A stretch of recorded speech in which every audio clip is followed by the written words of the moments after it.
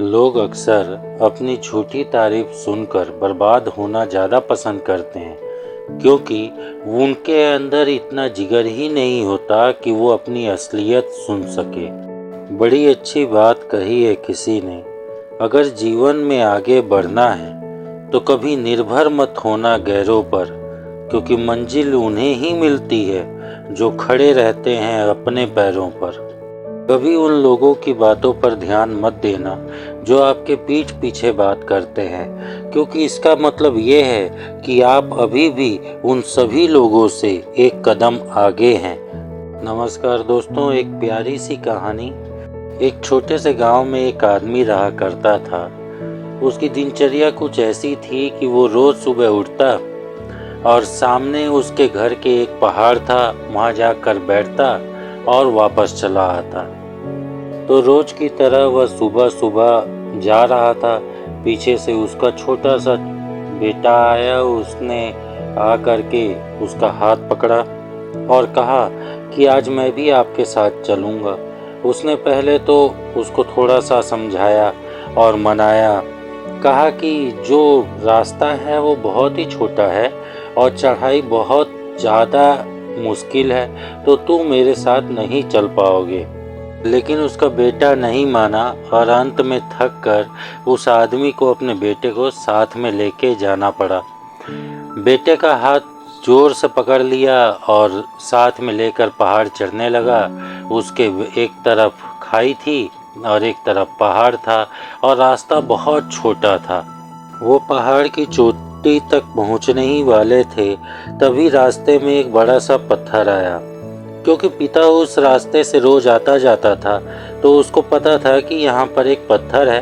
वो साइड से बचकर निकल गया, लेकिन बेटे को पता नहीं था, उसका ध्यान भी नहीं था और उसका घुटना जाकर उस पत्थर से टकरा गया।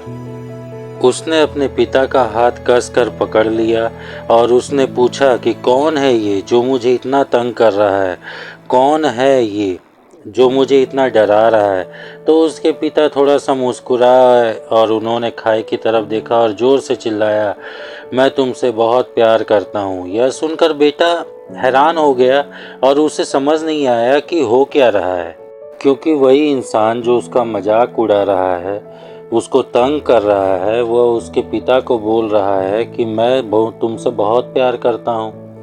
तो उसके पिता अपने बेटे को देखे और वो समझ गए कि उसके मन में क्या चल रहा है, और फिर दोबारा उन्होंने बोला, तुम बहुत अच्छे हो। और ये सुनकर उनका बेटा थोड़ा सा मुस्कुराया और पूछा अपने पिता से कि ये क्या हो रहा है।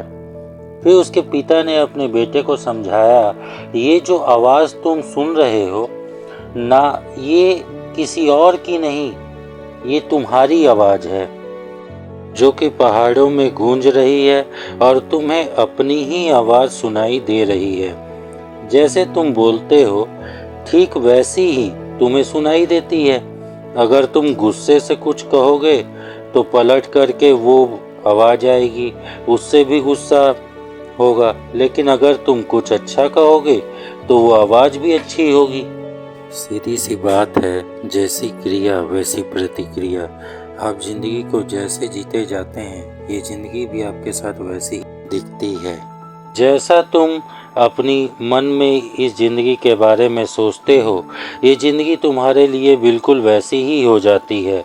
अगर तुम मन ही मन अपने आप से ये बोलते रहोगे कि मेरी जिंदगी तो बहुत बुरी है, तो तुम्हारी जिंदगी सच में बुरी हो जाएगी।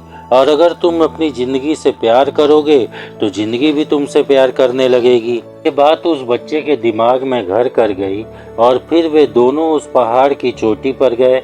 लेकिन बच्चे के दिमाग से यह बात निकल नहीं रही थी और वह घूमे जा रही थी। और वह फिर बच्चा खिलखिलाकर हंसा और उसने अपने दोनों हाथों खोले और अपनी पूरी ताकत से बोला, मैं तुमसे बहुत प्यार करता हूँ। हमें भी अपनी ज़िंदगी के साथ यही मोह रखना चाहिए, क्योंकि ये ज़िंदगी बहुत कीमती है। इसको अच्छे से जिया जाए, इसका सम्मान किया जाए और निरंतर जीवन में अपनी लक्ष्य को हासिल करने का प्रयास किया जाए, तो शायद हम इस ज़िंदगी का सही मोल समझ पाएंगे।